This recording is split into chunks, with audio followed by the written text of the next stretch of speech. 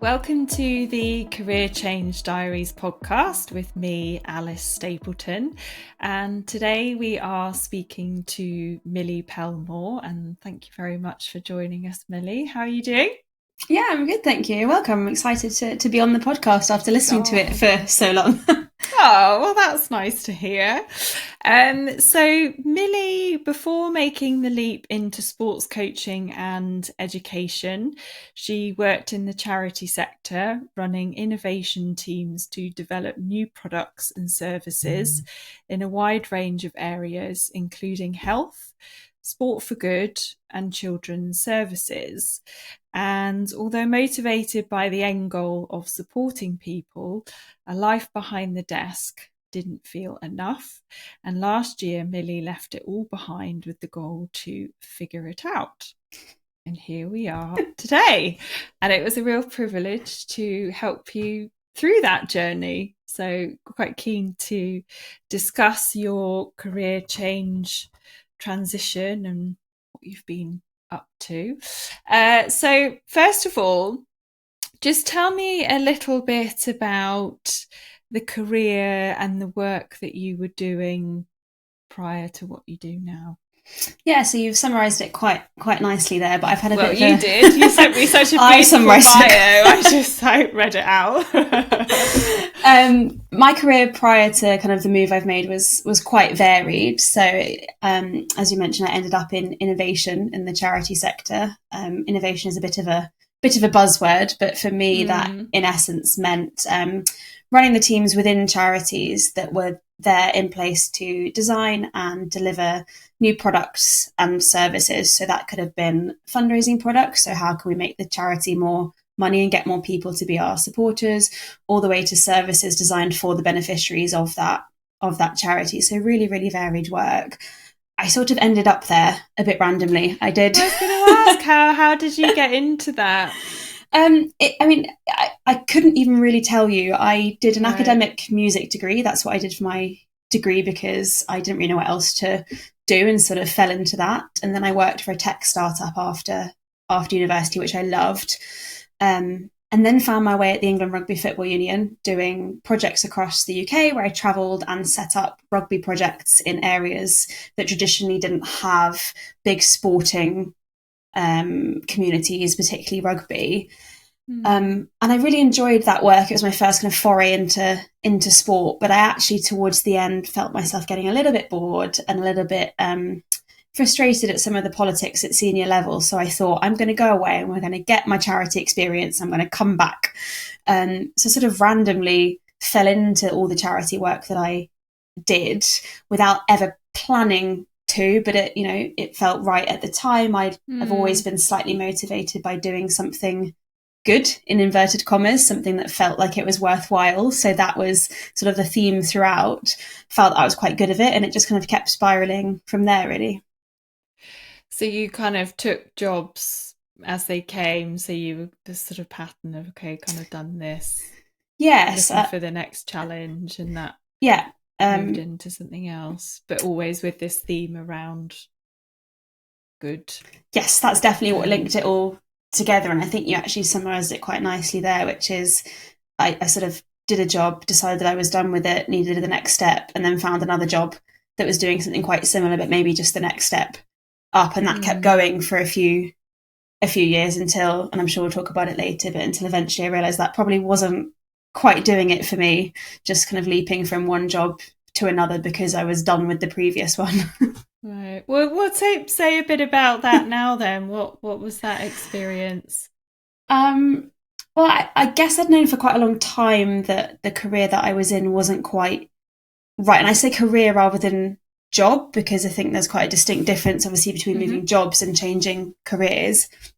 I'd known for a while it wasn't quite the right thing, but I was really good at it. I was surrounded by some great people, and it was just quite easy to stay there. But I felt like I was getting less and less motivated by what I was doing, and moved 2 or 3 times, and then by the third time I sort of moved and hadn't really found that it was the right thing. I thought maybe a new job, a new challenge a new step up in the kind of career progression ladder would fix it. And when Mm. it didn't, that's when I started thinking, okay, actually, hang on, this probably isn't the right environment that I'm in. Right. Well, and say a bit more about what you thought that disconnect was then. Was it feeling or just anything in particular or It was a few things, I think. There was definitely a bit of a I'm quite an active person. I'm not very good at sitting still. I've never been very good at sort of just sitting down and waiting for the next thing to happen. So even just being behind a desk all day never really sat particularly well with me. And although I could see the work I was doing was having an impact, I wasn't close enough to the people I was impacting to really feel connected to it. So there was a bit of a kind of niggle going on there that perhaps being several steps removed wasn't quite the right thing for me. And then, without going into too much detail, because I've worked in some brilliant places, I just found myself getting more and more frustrated by being in environments where I felt like I couldn't really make the change I wanted to make and feeling a bit stifled by it for mm. a number of reasons. And kind of that combined with the itching to be out from behind a desk sort of just led to me going, this needs to change. And so with all that going on, what was the tipping point that made you think, right, I've actually got to do something about this now then? I think there were a few catalysts that all came together here in sort of one perfect storm. I decided several months before leaving my job that I was going to go. And it was partly to do with moving house. So my husband and I were in the process of moving house, but we had to wait for our house sale and purchase to go through. We didn't want to risk sort of a career change and only having one income during all of that. So that became a sort of mental deadline for when I was going to leave my job, which I think Right. really helped having something that was unrelated in a sense, just to go, you just need to get to that point and then you can move and do something about it. Um, Even when that came, it was still a lot scarier. It was quite a scary thing to do. It was a very hard thing to do. But by this point, I knew that the alternative was actually scarier, staying in a place where I wasn't really thriving and I wasn't very happy. It had started, trickling into my life outside of work as well. And I was not a very nice person when I came home. And it was just all becoming a bit too much. And that, I Mm, suppose, is when I went, something's got to change. yeah. Well, that's often yeah, when you realise it's seeping into other areas of your life. Okay, so it was the sort of natural break of because you were in London and you Yes. were moving out of London, Yeah. really. Okay. So then, because I think we started working together just before you started to, Yeah, it was about 18 months ago. So yeah. I think Had you already put your house on the market we'd by put that it on the point? market, but I don't think we had anywhere to go to. So I was very much in the middle of sort of the excitement and the stress and everything all happening in that. If anybody's ever moved house, know what it's like, sort of doing it all and being in a bit of a limbo. Yeah, it's a lot, isn't it? And do you remember? I mean, you said there was you wanted to make sure that the mortgage was all still okay. Were there any other kind of fears that you had at that point, or maybe even earlier when you thought about changing things? Yeah, I think several things were quite scary, and I'm a bit of an overthinker. So definitely had a few things going on in my mind. One was the mortgage, and kind of linked with that, going forwards financially. We'd go from two decent salaries to one salary and an unknown, which could be brilliant or could involve not very much income. So that was a bit of just an unknown there. Mm, With I was looking at quite a big career move. Would I have to start from the bottom and work my way up and do some unpaid things? And how would that work for us financially? So there was a big sort of financial demon hanging over our head. But I think as well as that, it was, as I've said previously, I moved a few different jobs and had never quite found the right thing. So there was that kind of, I think, deep rooted fear of doing that again, moving mm, careers and doing something else that just wasn't quite right, and then going, oh well, this one's not right either, so I'll do something else, and just forever changing career because something wasn't quite right. So I've had a lot of pipe dreams. I've wanted to be a lawyer at one point, a doctor, all sorts. So I didn't want to sort of leap from something to something else that didn't have a lot of substance behind that change. Yeah. And with those fears going on then, what do you think helped you at least park them enough to, I guess, sign up to career coaching, which is pretty much right, well, something's going to change now? It's a good question, and I think I think I just knew that if I was going to do it again, I needed to have something behind it, something helping me go to the right direction. Um, I actually started a master's in sport business with Loughborough University whilst I was thinking, this was maybe 3, 4 years ago now.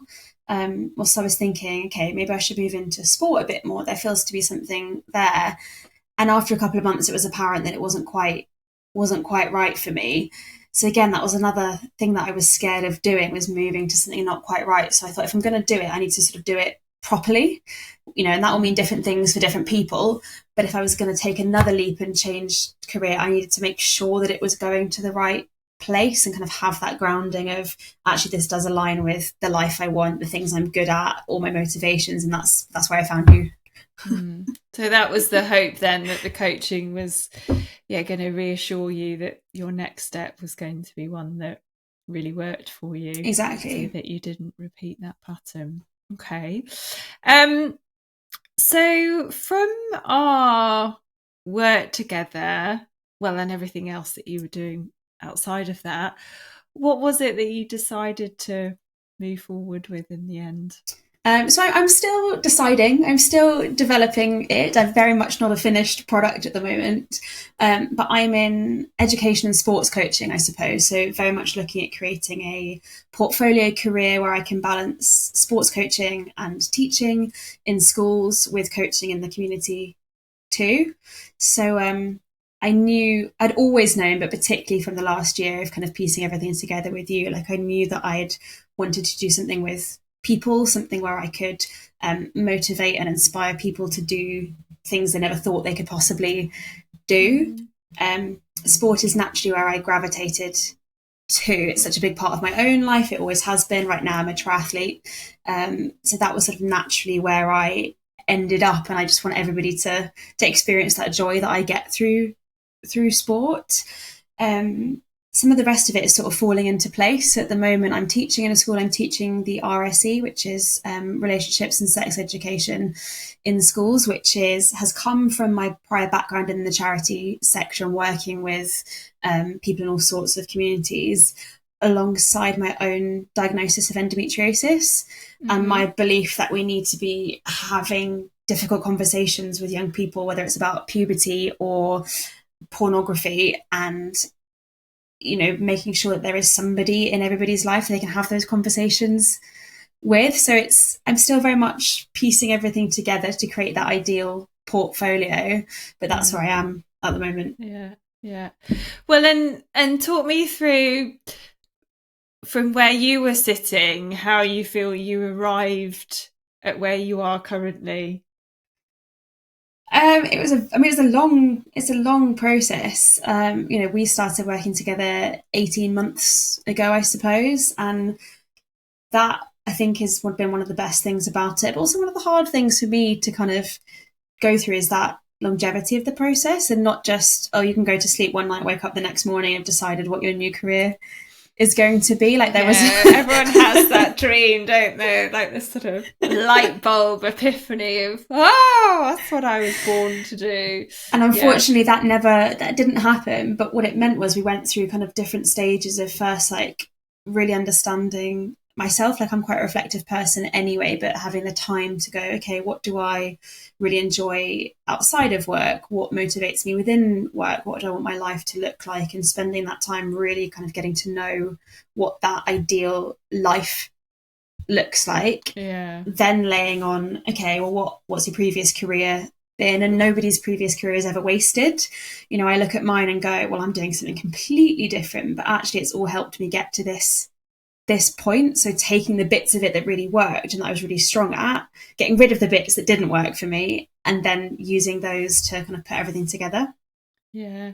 Yeah, because there were some real strong themes in what you used to do, but as you say, it was kind of packaging it up in a different way that you felt you were just having that deeper impact, that more, I suppose, being able to see those tangible Yeah. outcomes a little bit more. And yeah, you don't get much closer to the action than being in a classroom Yeah, with a about load as close of as you can be.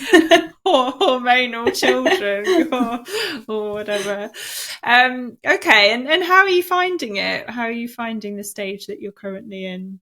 Yeah, I'm really enjoying it, but it was quite a big shift for me to get to the point where I was actually enjoying this. I mean, I'm much more certain now than I was, say, 6 months ago. Mm, But as somebody who has always had a plan, who has color coded every aspect of their life, who's always known exactly what's happening that day and the next day, to be in a situation where actually I don't know what's happening in 3 months' time was weird, but quite like really refreshing, and actually being comfortable with the fact that because I'd put the work in to get here, I wasn't sort of in limbo for no reason. I was in limbo for the opposite, for a very good reason, which was that I'm piecing everything together, and mm, everything I'm doing at the moment is helping take me towards the next step, even though I don't know what that next step is, but making sure that I kind of keep coming back to it, that like remembering that that's the case. yeah. And how did you go about putting into place the sort of exploratory roles that you currently have then? Yeah, so they all came from being a bit brave, really. Mm, And, my previous background on a piece of paper doesn't really match up with what I'm currently doing. So I thought, okay, if I want to be in schools and I want to be doing something around sports coaching and RSE and sort of well-being is the broader term now in schools, what does that look like? And that's not a job that you can Google. It's not a job that you mm, can look on LinkedIn for and find it. It doesn't exist in that way. So I just had to reach out to places and say, this is me, this is what I do, this is how I can help you. Can we have a conversation? And several of those places got back to me and said, yes, let's have a conversation. And that's how I ended up in the current school, as they were looking for somebody to fill some of those hours with the teaching the RSE curriculum, as well as someone to run their swimming. And I happened to be knocking on the door. right. So I was going to say, so just coincidence that you had been reaching out Yeah, to good school. good And timing. was that your previous school? Did you go to that school? Yes, Was so it I went to that okay? So there school. was a connection, Yeah. yeah, which will probably be massively helped. Yeah, it definitely kind of helps. I was quite keen that they didn't know that, because I didn't want that to be the reason they Yeah, would give me a job, but actually just being familiar with kind of how it works. I'm teaching at a boarding school at the moment, and being able to go in and say, look, I was here, I've been on the other side, I'd now like to come in and be on the yeah, teaching side, I think is a definitely. strong point. Yeah. Okay, so that's one arm of what you're doing, and tell me how you've progressed with some of the other ones. Yeah, so the other side of it, I suppose, is around sports coaching, in particular triathlon. Um, so with that, I'd done my level 2 open water swimming coaching qualification a few years ago. I suppose as a mini, what you call shift projects, before I even had Mm, heard the term shift project, just to see if coaching was the right sort of thing for me. And I absolutely loved it. So I thought, okay, what's the next shift project? What's the next little thing I can do to understand if this is the right sort of thing? So I put myself through the British Triathlon Foundation coaching course, partly so I've got the base level qualification, but also just to see if did I enjoy that, or was it an absolutely miserable experience? Because I think it's very easy to think, oh, this looks fun, and then you do it and you realize it's not for you. yeah, it's So important to try it, definitely. exactly. And there are lots of things you can do, often with minimal sort of cost or effort, to see if actually that is the right area. So I did my qualification there and loved it, absolutely loved the course that I did. So then again, just sort of knocked on the doors to all the local clubs and said, I'm recently qualified, I'm looking for experience. Can I be useful to you? And again, a couple of them said, yes, great, we'd love you to be useful. And now I'm working for a couple of local triathlon clubs. Again, um, as part of my piecing it all together and still figuring it out. And at the moment, I really, really enjoy it. Yeah. Well, I guess because I remember we talked quite extensively about you obviously having this interest, and you are a triathlete yourself, and what did you do with that? And was it coaching? Was it not? So yeah, it sounds like the opportunity you gave yourself just to kind of try it out a little bit more really helped you solidify your thinking around that. And I can imagine, and also the fact that you do have that experience, I imagine really helps with the coaching as well.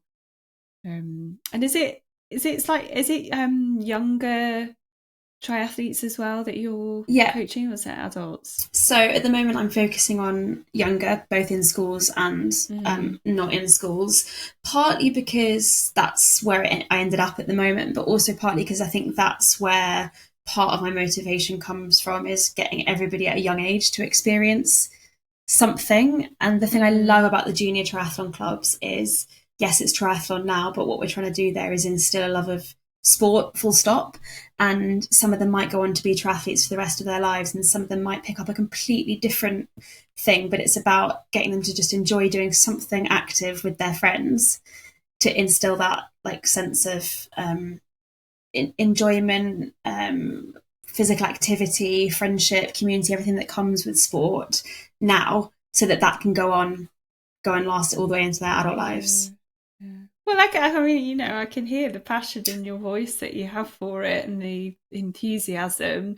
Well, and I think that was another theme that you were looking at, wasn't it? Kind of your having that platform and verbalizing your thoughts on the experience of that, being that age. So is that something you're looking at developing a little bit more as well? Yeah, it is, and it's that's probably the most surprising bit that came out of kind of all the work that we did together was, and I can't remember exactly when it was, but this kind of aspect of like storytelling and inspiring Mm, people. And I would never have put that down as a strength of mine. Like, it would never been something that I would identify, but actually through the process, it came out quite strongly that it yeah, comes quite yeah. naturally to me, particularly when it's something I really, really care about. So actually now I'm really keen to make sure that that's part of my portfolio that I'm building, is having that platform, whether it's through my coaching, whether it's actually a podcast of my own, whether it's whatever it might be, but making sure I like retain that element of being able to just be me in front of a load of people and Yeah. show them what I Yeah. love and help them find that for themselves. Well, and the fact that you've created the career that you have so far gives you that flexibility and that openness to bring something else in. I suppose before it felt a little bit kind of rigid in a way. It was like, okay, well, this is what I do, and there's no real, Yeah. not anything else to that. So great that you now have the platform to be able to bring all these different things in, which is brilliant. Okay. Um, so always a bit of a tricky question, but how did you manage all this financially then? Because I guess, moving out of London, I think you had a bit of a career break as Yeah. well. You've gone from full time to part time and sort of portfolio work. Um, you've got your dog now as Yeah. well. They're not cheap. So yeah, how did you work that all out with your partner and everything? Yeah, I mean, it was and is hard. Mm, I'm lucky to have a husband with a stable salary, which has really really helped. And that has been a big part of me being able to take an actual break. And one of the things that I identified that was necessary and I was able to do moving forward was to have that time off. I found it very hard to focus on what was next when I was stuck in yeah, the previous yeah, career, and I'm not someone that can kind of give half of myself. So if I was there, I was there, and didn't have the brain space to focus on me. So that I knew that needed to happen, and was fortunate to be in a position where that could happen. But I have a mortgage, I have a dog, and a triathlon habit, which is not a cheap sport. no, all um, those bikes, yeah, Not cheap sport. And we've had to make some sacrifices along the way, as a couple, to enable me to do this.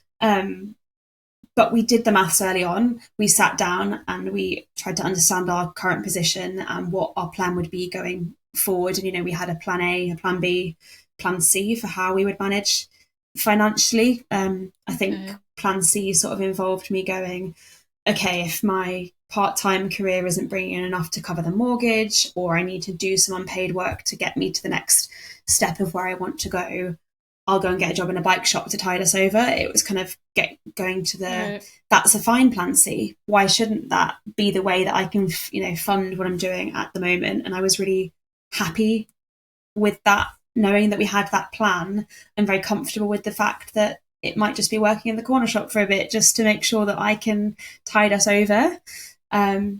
As it was, I put myself out there sort of straight away to try and find things that were as relevant as they could be to cover the bills, like triathlon coaching. It's not a particularly lucrative career, but it covers the dog, and it's one of my shift projects that helps me understand how much I want to bring it into my career going forwards. But it's even though I'm in a fortunate position, it is difficult, and we have had to make some sacrifices along the way, but knowing that it helps in the future. And what are those sacrifices?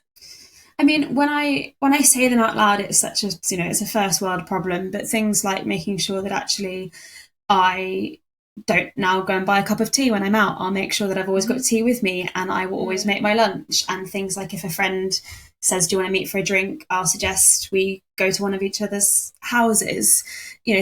Small things like that, because they add up. But also this year we're not going to do a holiday as a couple, because this year is about the dog and my new career. So actually that was a sacrifice, and very privileged to be in a position where I can say the sacrifice we're making is not going on holiday and not having a cup of tea, but they are things that you do have to think through. Well, then how have you found I was going to say living that way, like it's as you say, I'm well aware that we're such a privileged society, but the reason I ask is because a lot of people, and I've certainly heard clients where the thought of, oh gosh, not being able to go and buy that cup of coffee, or not go out with their friends when they're all going out, and God forbid not to go on holiday. I think we can sort of awfulize a life with compromise and that sort of thing. So has it really been that bad, having cut back in that way? No is the simple answer. It hasn't. I mean, yes, there are times where you go, oh, I'd really like to do this thing or go on this. Got a lot of friends getting married this year, and we're having to do a lot of long one-day drives because we can't stay overnight. So there are times where it's a bit inconvenient, but because everything else is so much better, actually it's a really willing sacrifice, and I'm so much happier in myself and in life that it's okay if I can't do this thing or have to think about this a bit extra. It's a problem to be privileged to be in the position to have that. Actually you just adapt very quickly. Yeah, well, I think that's the key, isn't it? It's like, well, what would you prefer, being able to go on holiday and buy coffee whenever you want, or tea, or actually at a kind of more general, more holistic level, be happier? It becomes a bit of a no-brainer, doesn't it? All right, and what would you say has been like the hardest thing about changing your career? I think one of the things that was a challenge was just letting go of what I thought people expected of me and focusing on what makes me happy and fulfilled. And I suppose what I mean by that is, all the way through school, I was an academic scholar. I had a choral scholarship to Oxford. I was, I wasn't supposed to want to be a sports coach. That wasn't really a thing that was ever spoken to me about. Interesting. And, I've been lucky to have parents that have never pushed anything particularly on me, but I just think my own view of how I should have done things was kind of very present the whole time. I probably should have known, years ago when I went for my graduate interview at KPMG, like we all do when you're on this treadmill. And, they go, why do you want a job here? And I just sat down and I said, well, I don't, and actually, needless to say, I didn't get the job at KPMG. I wonder why. But, that to Well, me thank was a God you didn't. no, it wouldn't have been a very good match, that. But having that kind of red flag even back then about being on the kind of treadmill that I put myself on, it's been so refreshing to actually just let go of it. And nobody has said, what are you doing? In fact, the opposite. Everybody I've spoken to says you just light up when you talk about what you're doing now. And I've never had that before. So it's been brilliant. But it was, a conversation I had to have with myself about just letting go of expectations. And then I think just having the confidence I was doing the right thing, which we've spoken a bit about already. But, there are so many decision points when you're changing career as drastically as I have. And every one you kind of worry, is this the right move? And there's that kind of not doubt, but almost doubt creeping in. So just kind of remembering that, I'm here because of the work I've put in. I know this is the route I want to be going down. And every decision you make is the right decision. You just make it and you go down that route and it will all come out. Well, I feel like with you, the biggest shift was that you gave yourself permission to just focus on the next step. I know, like, when we first met, what attracted you to the program was the structure and, having the action plan at the end. And I remember we talked about, yes, you had a plan, but it was a loose one, and it certainly wasn't a 10-year plan, which, I think you were quite keen to have.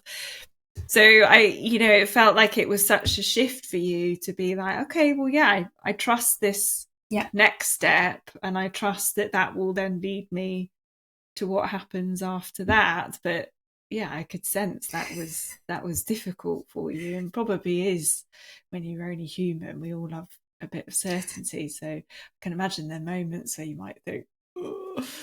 But then, as you say, you come back to the present, you focus on what's in front of you, and you move forward from there.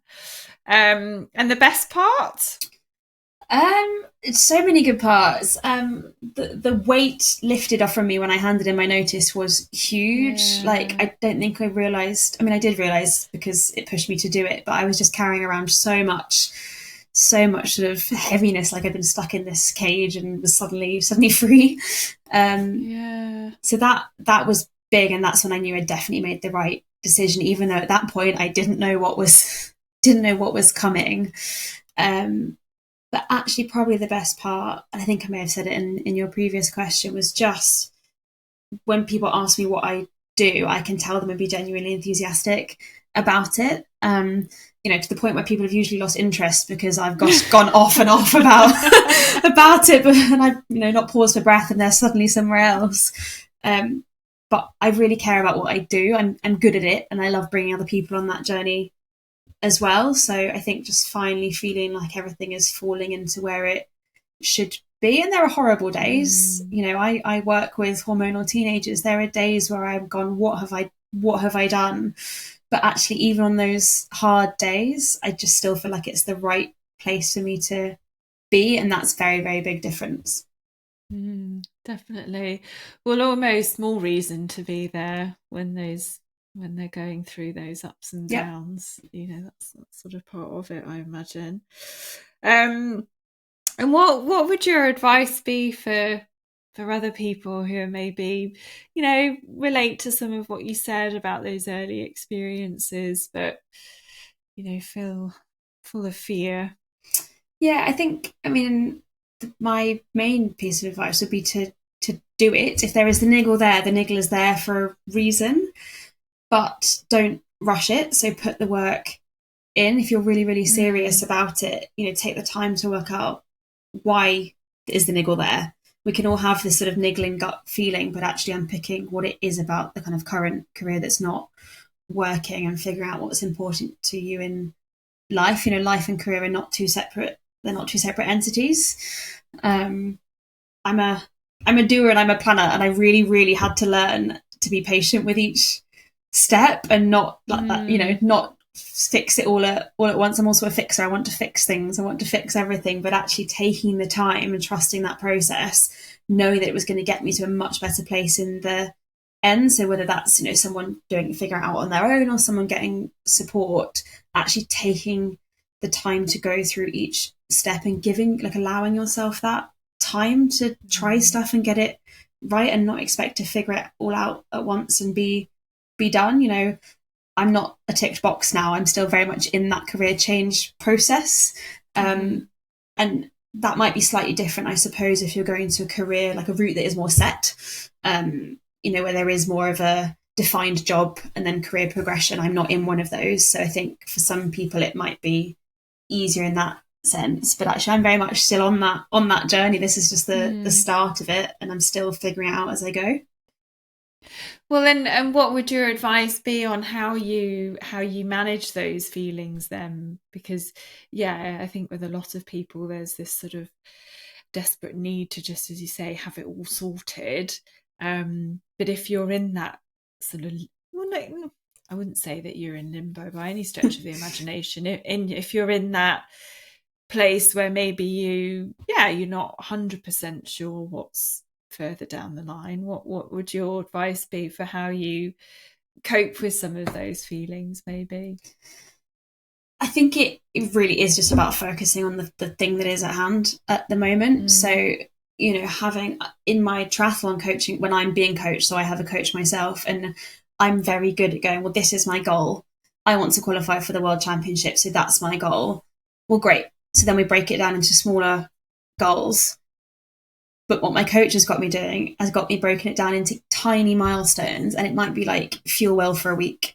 And that's all I have to think about. I don't need to think about what I'm doing in next week. I don't need to think about, 3 weeks' time, just thinking about actually, am I doing the right thing right now to help me to get to the next step? Because I'm not going to tick off the bigger goals if I can't even complete the little milestones. So it's the same thing here. You can have the vague, vision, but actually you're less likely to get there if you don't kind of, I was about to say respect yourself, but be in the present enough with yourself to go, Yeah, yeah, this is the only thing I need to focus on right now is this one exercise or this particular course that I'm doing or this particular conversation with somebody. I don't need to be thinking about the next step. I just need to be focusing on this and kind of what the like mini outcome goal is for that one yeah, step. That really yeah. helped me stay on track. It makes me think of that book, The Power of Now. Is it Yep. Eckhart? I don't know how you say his name. Eckhart Yeah. Tolle, Tolle. Yeah, he just basically says, what else have we got other than Yeah. the now? That's all there is to it, really. Um, and what would you say has been the key for you in terms of figuring out what you wanted to do? I don't think there's been one key thing. I think it's been a combination of sort of everything I've been Yeah. doing. The different phases that we went through, making sure that I didn't skip a step and tried to run before I could walk. So actually, I'm really confident in the career that I'm doing now because I know it brings together my strengths in life, kind of previous work experience, and things I'm motivated by, putting myself in an environment that shares the same values as me.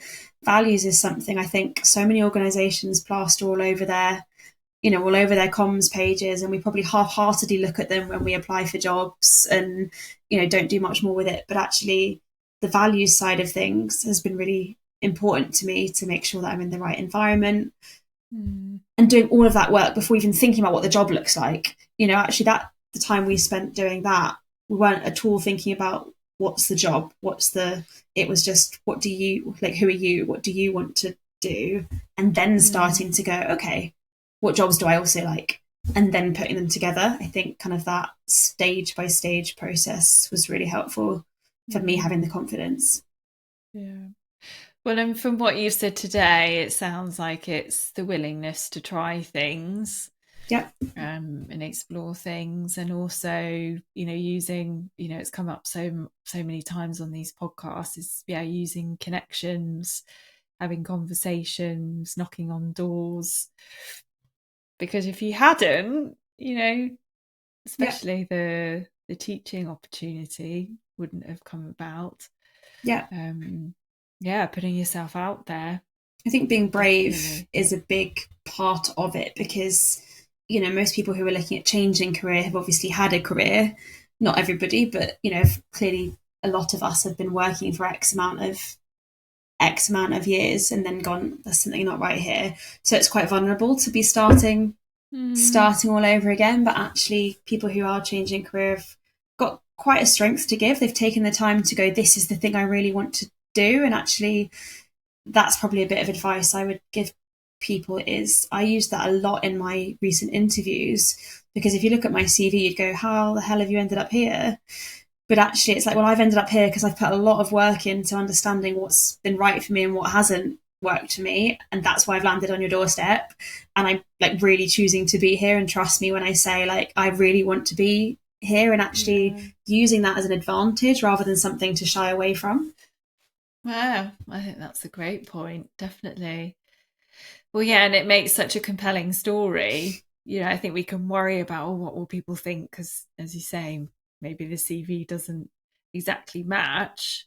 But as you say, if you're able to then say, well, I've done all this work, and the end result is this is where I Yeah. really want to be, that's a great thing to hear from the other side of the table. So, all right, and any sort of resources or support that you've come across along the way that you would pass on to other people? Yeah, so I mean, I'll be honest, I didn't know a career change coach was a thing. I didn't know Yeah. that existed. A friend of mine who I'd worked with in my charity days was considering her own career change to be some sort of, she was figuring it out at the time, but career life development coach. Mm-hmm. And I was so enthused by a conversation with her that I sought out my own career coach. Um, for me, as somebody who processes stuff out loud, it's really valuable to have people to talk to, whether that's a formal coach or just a friend. I found that Yeah. process really useful because I get very stuck in my own head, and all of the work that I kind of put into all the resources that you shared throughout the process was hugely beneficial. You can access some sort of, I don't want to use the word self-help, but career change resources online, and that can be a Mm-hmm. starting place, I think, for Mm-hmm. people to start figuring out, how they might go through the process, but making sure there's a plan, whether that's on your own with some online help with a career coach, taking the time to actually just understand what is out there and what works best for you. For some people, speaking to someone could be the worst nightmare, and therefore that's not right. But certainly for me, I found kind of having somebody to keep me on track and unpick all of the stuff that's in my brain really, really useful. Yeah, yeah, that kind of partnership. So you feel like there's somebody else working through it Yeah. with you. Okay. And what do you think is next for you? Um, Where do you think you'll go from here? it's still an open book at the moment, but I don't know when this is going to go out. But I knocked on another door, and I've got an interview coming up on Thursday because I just reached out and said, "Hi, I would quite like to help you with this. I think there's a gap. Can I be useful?" And I'll let you know. I'll let you know the verdict. Amazing.